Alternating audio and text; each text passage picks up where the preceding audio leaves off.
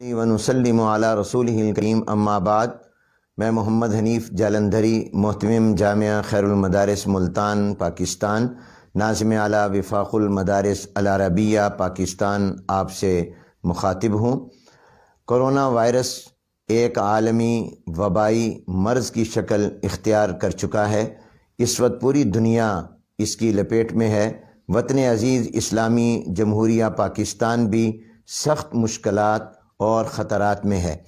میں اس موقع پر قوم سے یہ اپیل کرتا ہوں کہ وہ ان تمام حفاظتی تدابیر کو اختیار کریں جو صوبائی اور وفاقی حکومت کی طرف سے، ڈاکٹرز کی طرف سے اور اطباء کی طرف سے اور ماہرین صحت کی طرف سے دی جا رہی ہیں، اور اسی طرح حکومت کی تمام ہدایات پر بھی سختی سے عمل کریں۔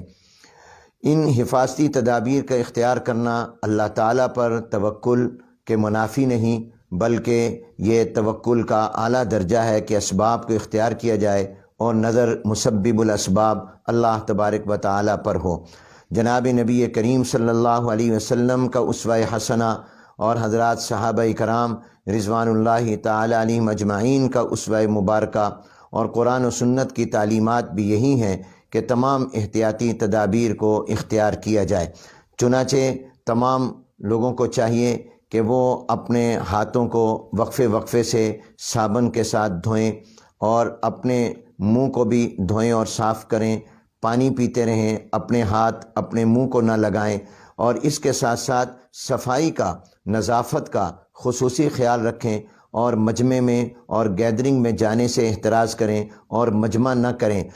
یہ دو چیزوں کا خاص خیال رکھا جائے، ایک صفائی کا اور اختلاط کم سے کم ہو۔ اور اسی طرح جب نماز باجماعت کے لیے مسجد میں آئیں تو گھر سے وضو کر کے آئیں، سنتیں اپنے گھر میں پڑھ کر آئیں، اور نماز کے بعد کی سنتیں بھی اپنے گھر میں جا کر پڑھیں، اور ایسی جگہوں سے اور ایسے لوگوں سے دور رہیں جن میں یہ وائرس ہو یا اس کا خطرہ بھی موجود ہو۔ جناب نبی کریم صلی اللہ علیہ وسلم نے طاعون زدہ علاقے میں جانے سے اور وہاں پر موجود لوگوں کو باہر آنے سے منع فرمایا ہے۔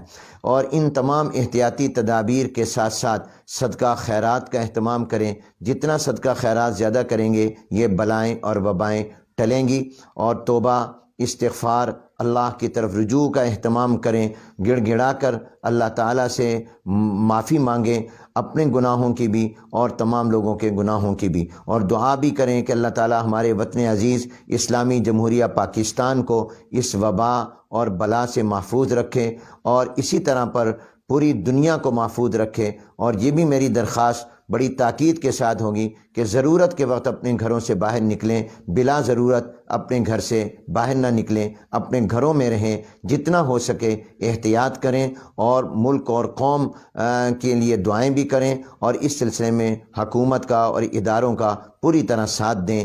وآخر دعوانا ان الحمد للہ رب العالمین۔